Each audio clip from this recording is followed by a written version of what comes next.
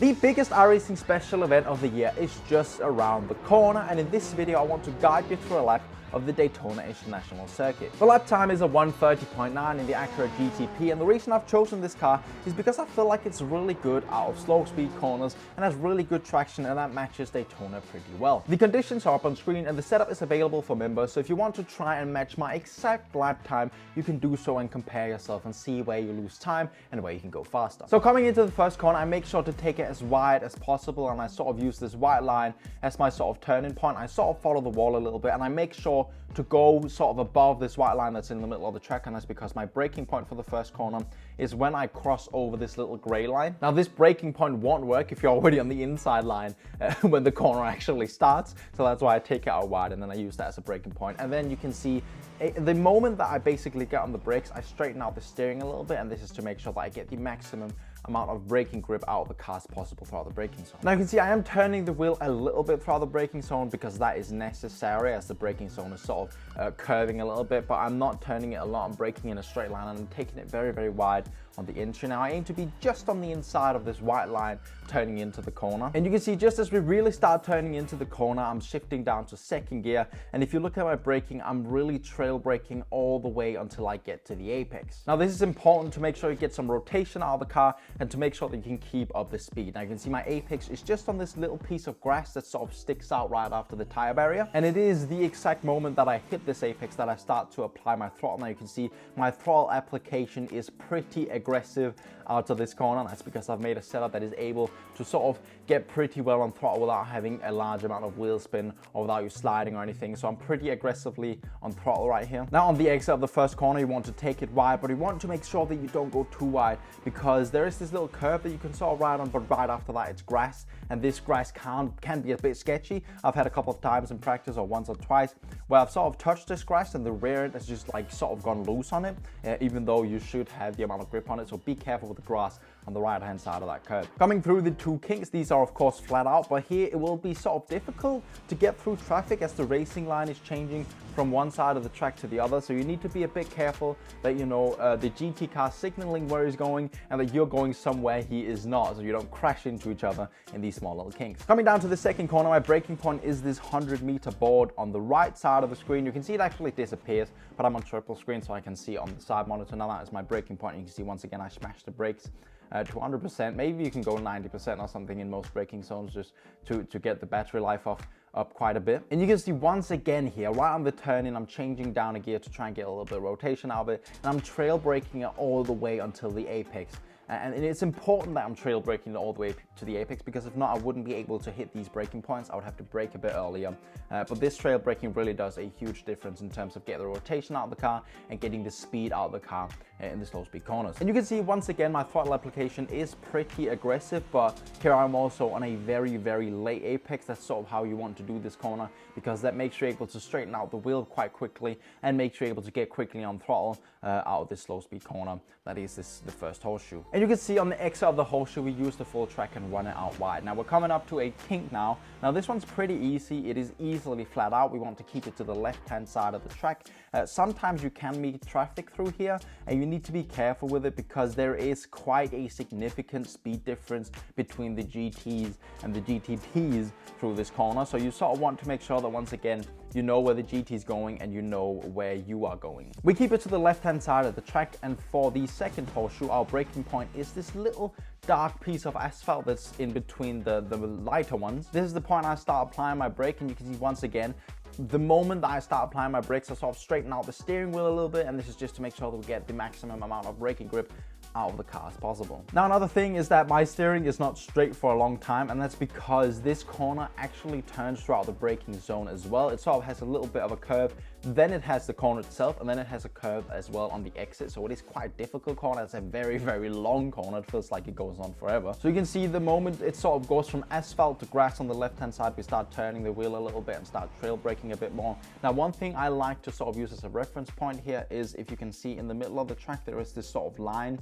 that you can follow throughout the braking zone until you get to the corner. Of course, you want to turn away from that at some point when you're aiming for the apex, but throughout the braking zone, I feel like that is a pretty good line to sort of try and follow along with. But you can see on the exit of the corner, we keep it very, very tight. We hit the apex curve, and then we keep it sort of driving alongside the apex curb until it disappears, and then we start to really drift out wide. And that's because, once again, this corner just keeps on going forever. Now, before we move on to the hardest parts of the track, I just want to tell you that this video is brought to you by the membership section of my channel. As I mentioned earlier, you can get the exact setup that I created and used for this Acura lap for Daytona 24 hours. Now, on top of that, for members, I am working on some pretty cool projects. I want to be releasing a sort of mini course over there, episodes where we deep dive into how you can get the most out of the car, how you can find time, and sort of setting up a step-by-step program on how you can find time. So if you're interested in that, make sure to go sign up as a YouTube channel member. It is not very expensive, and I plan on providing a lot of value in the upcoming months.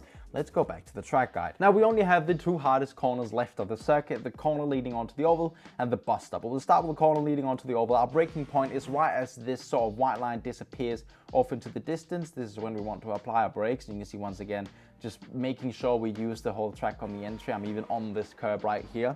And actually, our turning point is right after this curb ends. That's when we start turning in the wheel, and also when we start doing some heavy trail brake. Now, the challenging part of this corner is actually the exit of the corner, and that is because there's, first of all, there's multiple different lines, and second of all, you sort of want to get the most explosive exit on the whole circuit as possible. And you know, just getting a slightly worse exit or getting a slight amount of wheel spin will cost you time all the way down the next straight, which is a really, really long one. What I found to be the most consistently fast, and also the fastest in general, is taking a wide line on the exit. You might be traveling more meters than taking a tighter line, but the amount of extra speed you can carry throughout the corner, throughout the apex, but also on the exit of the corner, easily makes up for that, in my opinion, throughout the long straight. Now, you can see I start applying the throttle right around the apex, and I'm sort of a little bit patient here with the throttle, and that's because it is a low traction corner. There's a little bit of bumps, and you can see I am very, very wide at this point. You can probably take a half a car width